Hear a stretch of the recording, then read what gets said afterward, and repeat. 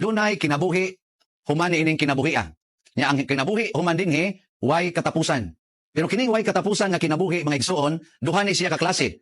Naay kinabuhi nga kalipay nga way katapusan ug naa say gitawag og kasakit nga way katapusan. Ang kalipay nga way katapusan ato nang gitawag og heaven or langit. Ang kasakit nga way katapusan mao na ang impyerno. Sa akong mga misa, kanunay kong mahimog pangutana.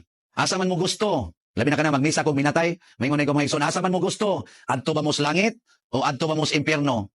Wa pa jud koy nadunggan nga tubag nga mayon adto mis impyerno pader. Hasta ning gapaambit ninyo karon, di sa jud ko gusto maimpyerno. Pero ang pangutana, ganahan batang musubay sa daan padung sa langit o ganahan batang musubay sa daan padung sa impyerno?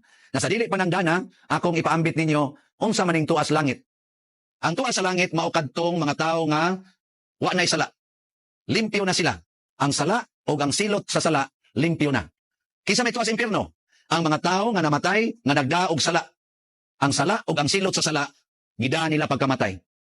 Nakaroon sa may makapapas sa atong sala. Way lain ang grasya sa Ginoo diha sa atong sakramento, sama sa sakramento sa bunyag, sakramento sa kumpisal, sakramento sa paghilog, o sakramento sa Eucharistia, o uban pang mga sakramento.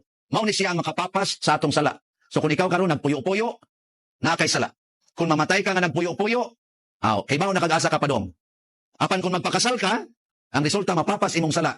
Kunya kung mamatay ka, kung manakagkasal, posible na kay kantuan na kapadong sa langit. So sayon na sabton mga igsoon, o sayon na nato tan-awon, kanus ata nga mahimong qualified sa langit, kanus ata nga qualified sa impyerno. Ang pangutana day karon, sayon ba sundon ang kinabuhi o ang dalan padong sa langit? Sayon o lisod? Kasagaran sa akong pangutana niini ang tubag yod, lisod fader, porting lisura. Pero kung ako inyong pangutanon, o ang atong pangutanon sila si San Agustin, sila si San Roque, Saint Teresa of the Child Jesus, Pedro Calungsod, sila si Lorenzo Ruiz, o ang ubang mga martyrs, moingon gid sila, ang kinasayunan nga daan nga subayon, ang daan padong sa langit. Ang kinasayunan nga kinabuhing puy-an, ang kinabuhi nga way sala. Giila data siyawa nga igsoon, nga lisod ang pagminting nga wa tay sala. Ang tinuod, mas lisod kung naa kay sala. Tagaan ta mog sampol. Ikaw inahan, imong anak si aw kayo. Hay may lisod, badlongon o kuyugan. Mas lisod ang pagbadlong, kay makonsinisyon ka, masayon kung imong kuyugan. Pasabot, kung ang imong anak magsigdagan-dagan, haladagan kuyog niya. Di ginalisod. Pero kung imo siyang pugnan, mura kag ni pugong og para nga imong gisugat, maanod ka. Kuyugi siyang dagan, nya inikuman imong dagan, ingnon nimo siya, ayaw dagan des karsada day, alita managan diri sa atong tugkaran, kay maligsan ta diya. Klaro kayo, ang imong anak, safety kayo.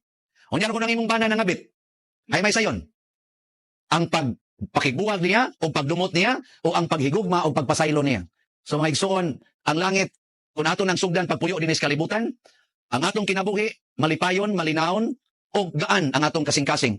Doon na bitato'y gisulti si Kristo mga igsoon na nag-ingon siya, "Come to me all of you who are heavily laden, and I will give you rest." Pasabot ana ni Kristo, sunda ang akong matang sa kinabuhi, nga gipuy-an din sa kalibutan, o makapahulay gyud mo. Nakaron, pangutan-nay mong kaugalingon, asa man ko gusto, langit o impyerno? Kamatuoran kini nga angay natong dawaton. Kung mudawat ta sa langit, magpuyo dayon ta sa malipayon na kinabuhi, kaya nga atong paningkamutan mao naman lang ang paghunong sa sala. Apan kung mupuyo ta sa impyerno, kapoy ug bugat ang kinabuhi, kaya nga atong sala mulumos sa atong energy, mulumos ug mupatay sa atong maayong kaugmaon. So mga igsoon, atong isangyaw ang unsaon pagadto sa langit. Sinunod ang kinabuhi sa mga santos, sinunod ang kinabuhi ni Jesus, ni Maria o ni San Jose.